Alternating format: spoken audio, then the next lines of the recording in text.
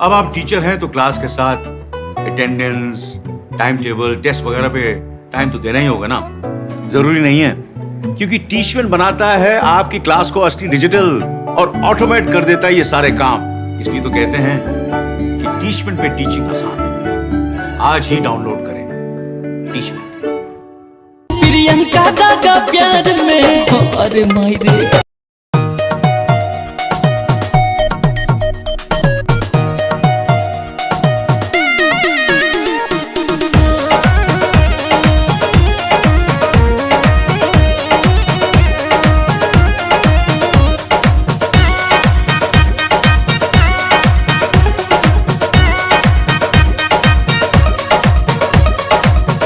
कैसनापन बनौले बड़ा हाल हो, दाढ़ी बढ़ल बिखरल बाटे बाल हो।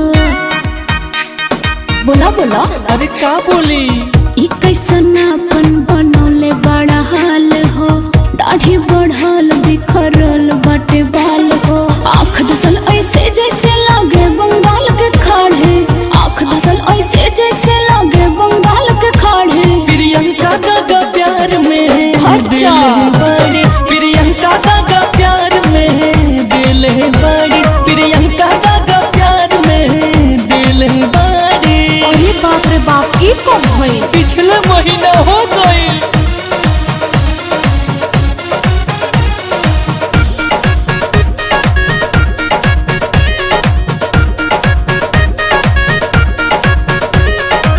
घूमेला बन के बेचारा, बहता सुआ के धारा। देखो तरुणा, अजोले कुछ दिन पहले लागत रहा बहुत प्यारा।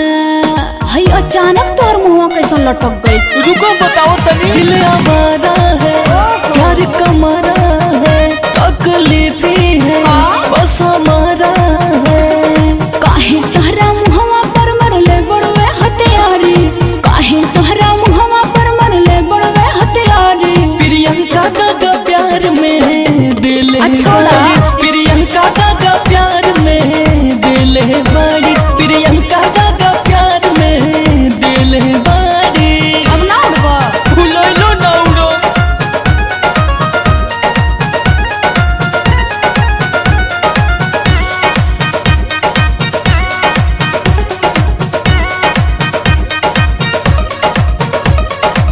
हो गईला मंजी में तो है हार, हंसी भुलाइल तो हर के हार।